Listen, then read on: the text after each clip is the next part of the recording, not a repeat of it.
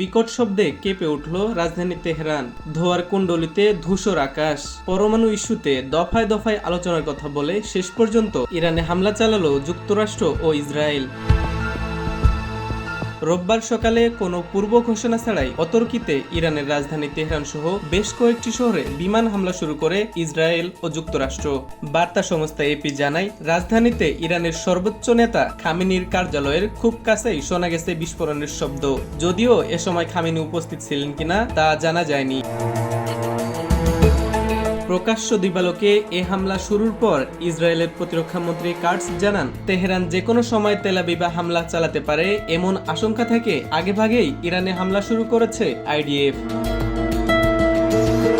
হামলার পরপরই বাসিন্দাদের সতর্ক করতে সাইরেন বাজানো হয় ইসরায়েলে। ক্ষয়ক্ষতি এড়াতে দেশ জুড়ে জারি করা হয়েছে জরুরি অবস্থা। পাল্টা হামলার আশঙ্কায় আকাশসীমা বন্ধ ঘোষণা করেছে ইসরায়েল। বাতিল করা হয়েছে সব বেসামরিক বিমানের ফ্লাইট। আর আকাশে ইসরায়েল ও যুক্তরাষ্ট্রের ক্ষেপণাস্ত্র দেখা যাওয়ায় নিজেদের আকাশসীমা বন্ধ করে দিয়েছে Iraq.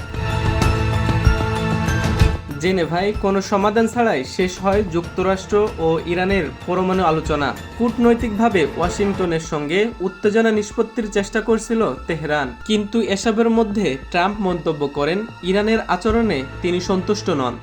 Well, we haven't made a final decision. We're not exactly happy with the way they negotiated. They cannot have nuclear weapons, and we're not thrilled with the way they're negotiating. So we'll see how it all works.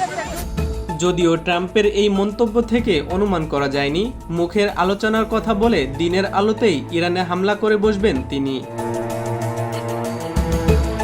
তবে নেটিজেনরা বলছেন যুদ্ধ শুরু করেছে Israel, কিন্তু এবার ঝড় তুলল Iran. এর মধ্যে বিধ্বংসী জবাব দেওয়া শুরু করেছে ইরান।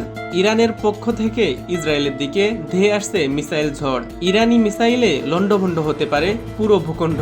আমেরিকার উস্কানিতে মৌচাকে ঢিল ছড়ে মহাবিপদে ইসরায়েল। ছেড়ে দেওয়ার পাত্র নয় খামেনি। ইসরায়েলের শহর জুড়ে বেজে উঠেছে সাইরেন। ইরানি মিসাইলের আঘাত থেকে প্রাণে বাঁচতে নাগরিকদের পাঠানো হচ্ছে আশ্রয় কেন্দ্রে। এরই মধ্যে পাল্টা হামলার প্রস্তুতি নিয়ে ইরান খুলে দিয়েছে দূরপাল্লার মিসাইলের ঝড়। মধ্যপ্রাচ্যের আকাশ কি তবে রূপ নেবে আগুনের রেখায়? সময় গুনছে পুরো বিশ্ব। Himu Rahman, DBB news, Dhaka.